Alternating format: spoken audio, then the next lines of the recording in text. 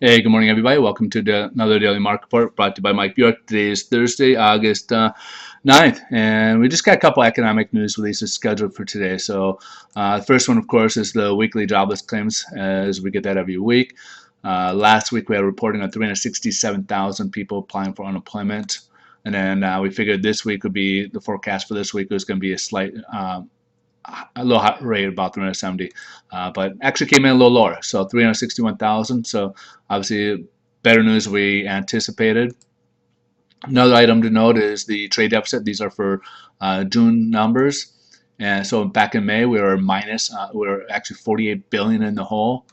We figured it would improve a little bit, about $500 million, and we improved by quite a bit, by about 5 billion, about $5.1 billion right there. So big change there on the trade deficit. So from 48 to 42.9, that's a pretty big. They're talking 5.1 million or billion dollars. That's big.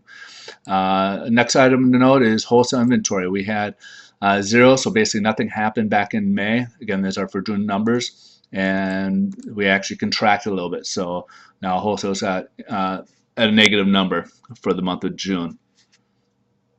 Now we're going to jump over to the headline news here, and right now the stock market was pretty much everyone was up a little bit, including the Dow, and then they've been kind of shrinking, getting a little less activity in there, and then actually I put mixed because by the time I was getting to this point, the Dow actually went to negative territory. So earlier in the morning, the Dow, I mean the market was looking better, but it has gone a little bit the other direction, and a lot of that was we're getting other data from like China and Europe and such, and they're kind of looking at the data from those countries to see where things were at. So probably at that point we're kind of digesting that information. Probably didn't like some of the information they're getting and kind of making a change over there. So meanwhile, on the bond market here, we're still seeing some rate hikes a little bit here. So interest rates are worsening again. As we can see, we got this long minus 18 right now. As we've seen, we were up here earlier in the week, and now we've just been kind of dropping. So that means rates are worsening by quite a bit. So since we've in the past week, we probably you're talking probably about. Well, it depends where you're at, about almost 100 points at some point. So you're talking at least a 0.25% interest rate, maybe change in the interest rate. So, all right, folks. So rates are a little bit higher today with pricing, so it's not looking as good. But I do think we will have at some point a correction where we'll boost our way up. We have this opening gap, and we got this opening gap here.